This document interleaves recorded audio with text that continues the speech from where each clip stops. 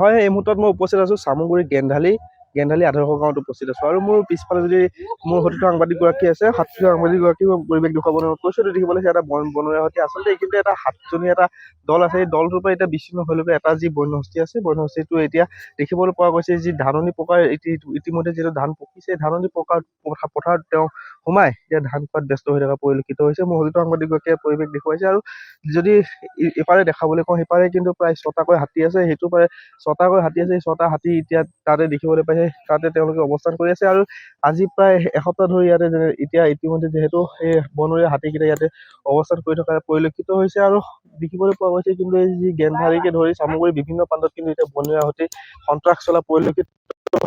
আৰু তেওঁলোকে দেখিবলৈ পোৱা গৈছে যিহেতু সন্ত্ৰাস চলাই আছে, সন্ত্ৰাস চলোৱাৰ পিছতে কিন্তু যি ইয়াৰ কৃষিভূমিসমূহ আছে, কৃষিভূমিসমূহ খাই পেলাই তেওঁ এতিয়া নষ্ট কৰা পৰিলক্ষিত হৈছে। মোৰ লগত ইয়াতে এগৰাকী লোক আছে, স্থানীয় লোক। আপুনি এইখন কি গেন্ধালি হয় ন? ইয়াত কেতিয়াবা হাতীকেইটা আছে? আজি হ'ল 2-3 দিন মান আছে। এসপ্তাহ হয়, এসপ্তাহ 2-3 দিন। ইয়াতে কিমান কেইটা হাতী আছে এতিয়া? এতিয়ালৈকে 7টা মান আছে। 7টাৰ ভিতৰত এতিয়া ইয়ে অকলে ফাটি আহিছে আৰু 6টা মান ধৰক ইফালে আছে। 6টামান এই চাইডত আছে ন? এই চাইডতে হুলস্থুল লাগি আছে। ইয়াতেতো সঘনাই যি ধান খেতি আছে, খেতি খাই তেওঁলোকে হেৰি কৰিছে। খেতি খাই বহুত তহিলং কৰিছে, অন্যায় কৰিছে। এতিয়া গৃহস্থলী মানুহ, সেইটো কাৰণে আজিকালি ৰাইজে ধৰক খেতি কৰিবলৈ বন্ধই কৰিছে। আজিকালি হয় বহুত অসুবিধা হয়, ক্ষতি কৰে। বন বিভাগৰ লোকক খবৰ দিছে নাই? খবৰ দিওঁ, তেওঁলোকে আহি বম চম মাৰি পেলাই ফুটাই কৰি পেলাই লৈ গুচি যায়। লৈ যোৱাৰ পিছত আকৌ তেওঁলোকে আৰাম কৰাৰ পিছত আৰু ধৰক আকৌ তেওঁলোক গুচি আহে, অলপ পিছত আকৌ আহি যায়। মানে যি ইয়াৰ পৰা বন বিভাগৰ লোকে হাতীকেইটা একেবাৰে খেদি পঠিয়াবলৈ সক্ষম হোৱা নাই বৰ্তমান। নাই।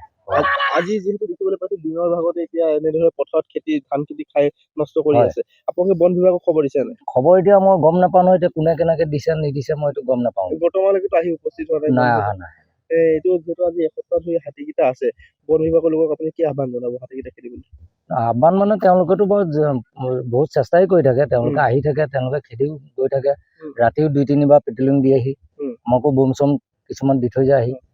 সেইটোৱে মানে বন বিভাগৰ লোকে আহি ইয়াত বোম ফুটাই তেওঁলোক মানে হাতীকেইটা খেদিবলৈ চেষ্টা কৰিলেও মানে নিবগৈ নোৱাৰে।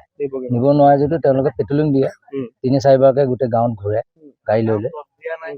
তাৰপিছতে সেয়াই মানে একো নাই, বোম চম দিয়ে। যিহেতু ইয়াতে গঞা ৰাইজ বন্যহস্তীকেইটা যিহেতু এনেধৰণে ৰাস্তাৰ সন্মুখতে ওলাই থাকে, যথেষ্ট অসুবিধা হয়। ৰাতি হয়তো কেতিয়াবা তেওঁলোকে আহি পেলাই ঘৰ দুৱাৰো ভাঙিব পাৰে বা মানুহকো ঘৰ দুৱাৰ ভাঙিছে। তেনেকে ইয়াত অত্যাচাৰ তেনেকে কৰিছে। প্ৰত্যেক বছৰে হয়, প্ৰত্যেক বছৰে, কোনো এদিন মিছ নাই মানে। মিছ নহয় হয়, নাই।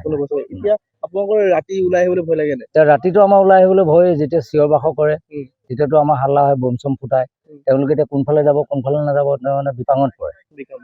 হয়, সেইটোৱে আৰু নিশ্চিতভাৱে এয়া আছিল যি স্থানীয় লোক আছিলে, স্থানীয় লোকে এই মুহূৰ্তত আমাক যিহেতু জানিবলৈ দিলে। আৰু আমি ইতিমধ্যে জনাইছো যে যি এটা 7জনীয়া দল আছে, সেই 7জনীয়া দলটোৱে কিন্তু বিগত প্ৰায় এটা সপ্তাহ ধৰি চামগুৰি গেন্ধালি গাঁৱত কিন্তু এনেধৰণে অৱস্থান কৰি থকা পৰিলক্ষিত হৈছে। আৰু আজি যিহেতু মোৰ সতীৰ্থ সাংবাদিকগৰাকীয়ে পৰিৱেশ দেখুৱালে যে দিনৰ ভাগত কিন্তু এডৰা ধাননি খেতিত এটা বন্যহস্তী আহি লৈ এনেধৰণে ধান খেতি খাই থকা পৰিলক্ষিত হৈছে। আৰু যি বন বিভাগ, বেয়াগুম বন বিভাগ আছে, বন বিভাগে কিন্তু কেইটামান ফটকা ফুটাই তেওঁলোকৰ নিজৰ দায়িত্ব সামৰা পৰিলক্ষিত হয়।